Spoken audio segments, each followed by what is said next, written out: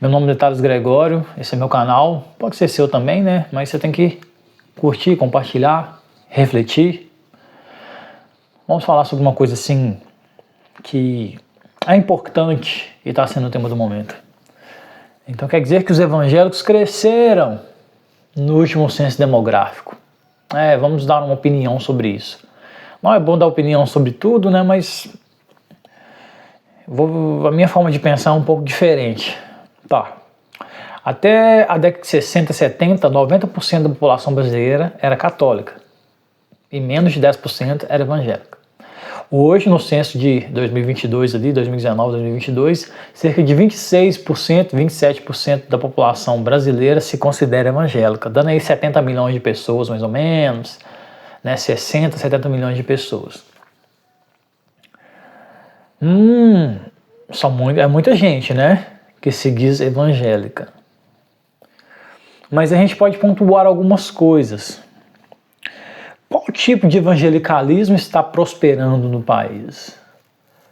Quais denominações estão crescendo majoritariamente? Qual é o tipo de conteúdo que essas igrejas em expansão estão desenvolvendo? Não vou citar nomes, porque eu não quero ser processado. A gente vai só falar sobre termos, né? A gente vê que a maior denominação do Brasil hoje é o neopentecostalismo e o pentecostalismo. Então os neopentecostais adeptos à teologia da prosperidade, teologia afetiva, né? Teologia do coaching, da prosperidade afetiva, né? É o que a gente chama de deísmo moralista terapêutico. Deísmo porque eles creem que existe um Deus, moralista porque eles acreditam que moralmente falando eles têm regras a seguir, eles confiam na sua bondade, na sua autorrealização, né? Que eles são pessoas boas, que eles precisam de Deus para progredir na vida, né? Deus é um garçom para eles, né? E o terapêutico, ou seja, a religião tem que te sentir bem, você tem que se sentir agradável, você tem que se sentir feliz. Então, o deísmo moralista terapêutico, ou seja, eu acredito no Deus, acredito numa moral de um Deus, ou seja, tem um certo e errado, mas depende da ocasião ali, né? Depende do que for conveniente, né? E terapêutico, ou seja, eu tenho que ser feliz. Aí a gente já tem um problema. É um problema muito sério. Porque a gente pode crer que existe um Deus, não tem problema, mas qual Deus é esse que a gente diz crer? É o Deus da Escritura? É o Deus da Bíblia Sagrada? Que Deus é esse? É Jesus? Né? É o Deus verdadeiro de Israel? Né? É o Deus dos judeus? Né? É o Deus cristão? É o Jesus cristão? Ou é outro Deus inventado?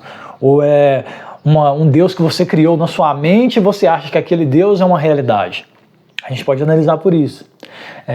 Esse moralismo, tá? Esse moralismo ele se aplica na sua vida, você tem uma postura correta diante das situações, né? Você é uma pessoa honesta, você é uma pessoa de bom caráter, de boa índole, que não comete crimes, que não comete corrupções no dia a dia, né?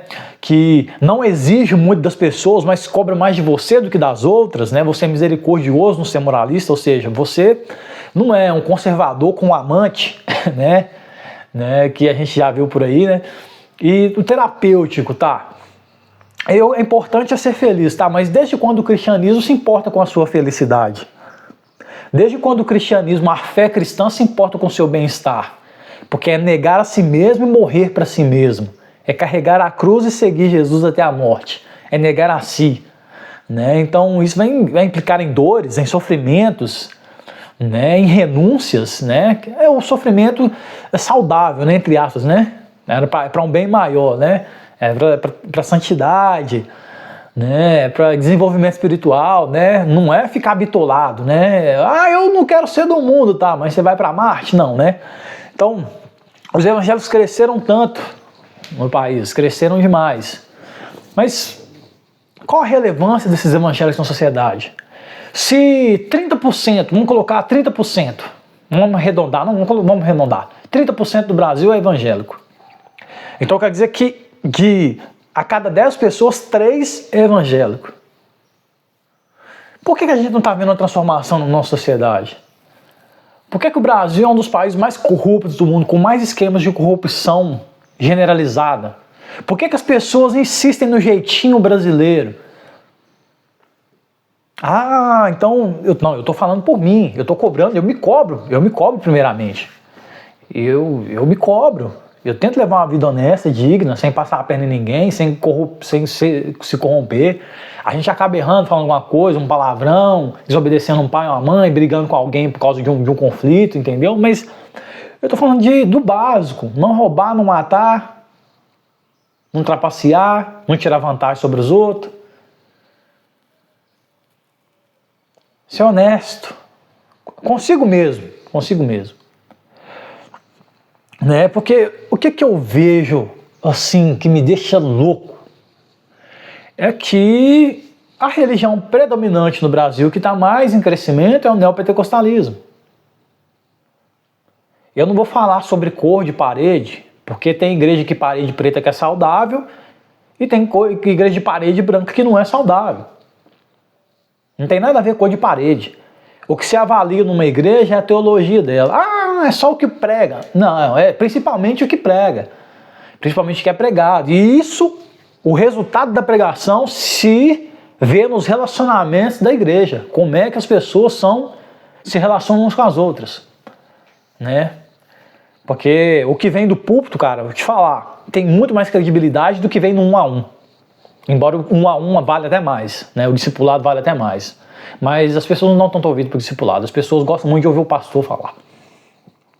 A gente tem sido marcado por os pastores, né, da ostentação, os pastores da revelação, os pastores que revelam CPF, adivinha, pastor que pega Rolex que foi doado para a igreja, né, e fica para ele, ou então diz que é para a igreja, né, e vende, né, um Rolex é 300 mil reais, irmão. A X1, a BMW aí, eu esqueci o nome da marca, Mercedes-Benz, doou o carro para a igreja de 1 milhão, tá, mas esses caras não representam o evangelho, né, não representam o evangelho.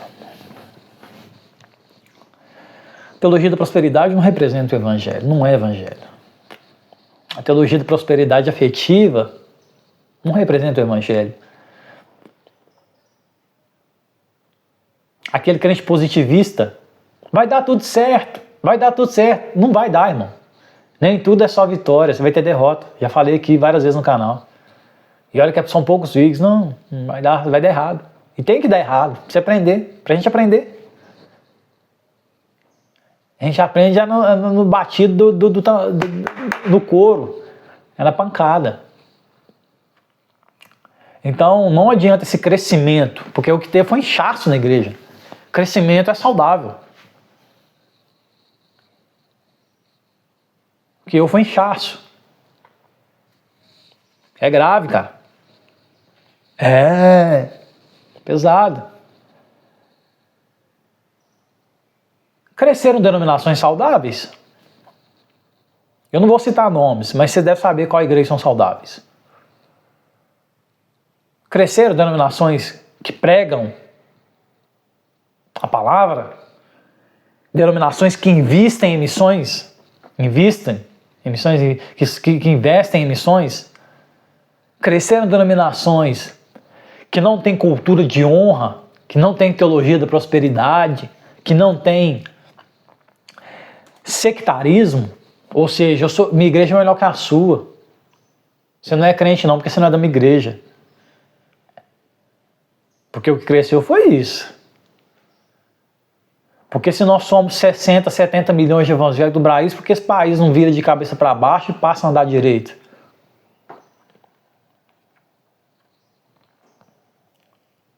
Porque crescer no IBGE, irmão,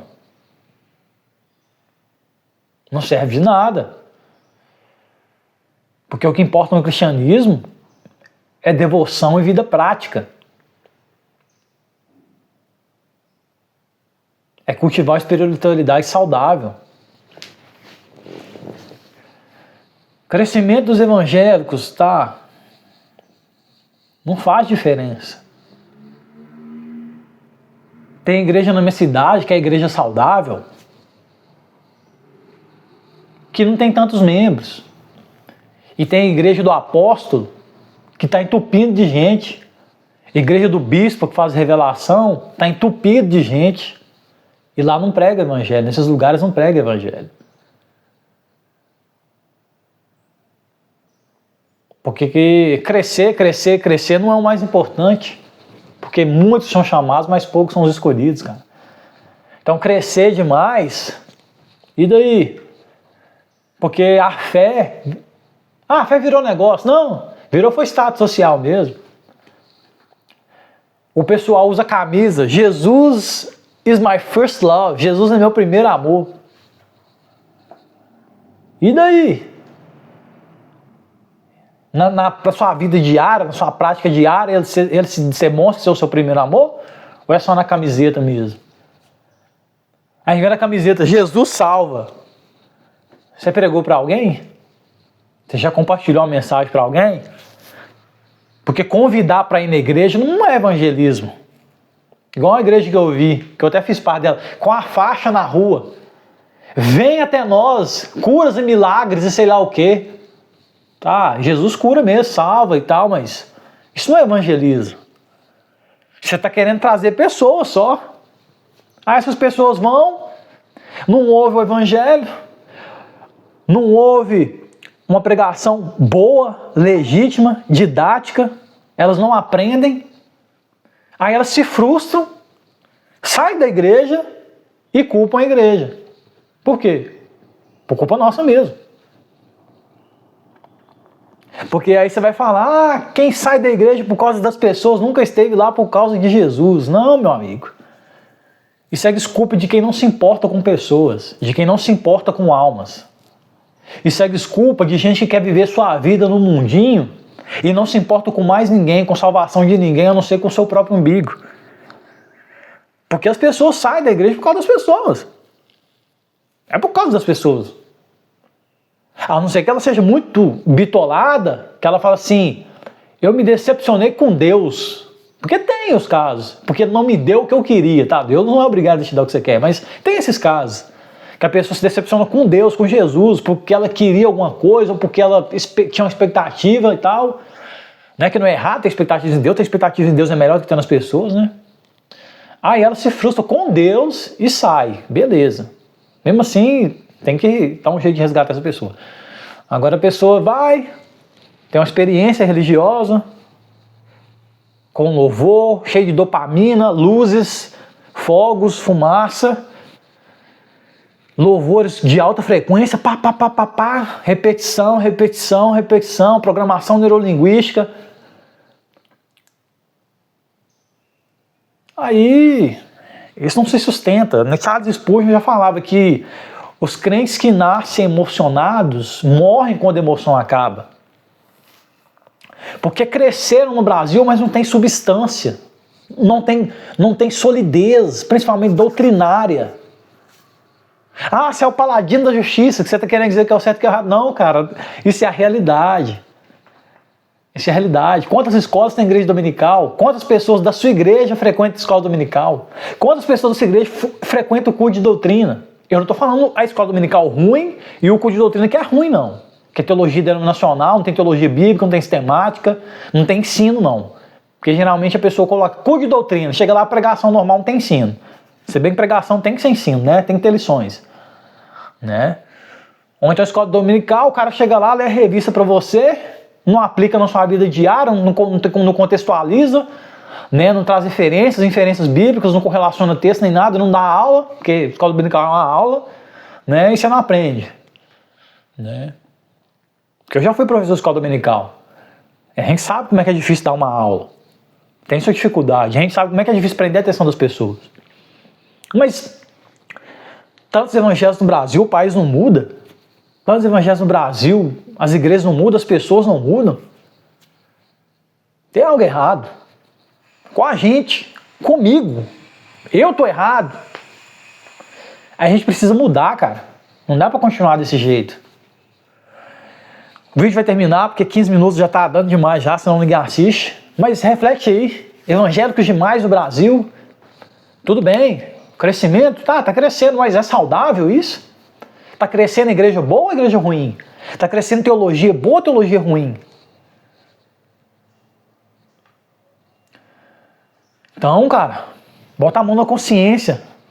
Faça o melhor que você puder fazer pela sua fé. Vive ela, quer viver ela. Viver sua fé é a melhor coisa que você pode fazer. E se relacionar com a sua comunidade. Eu não estou indo agora não, mas vou voltar. Botar na cabeça no lugar, pensando em algumas coisas, principalmente nisso. Falei, 27% de evangélico do Brasil, esse país está um desastre. Estranho, né? Valeu.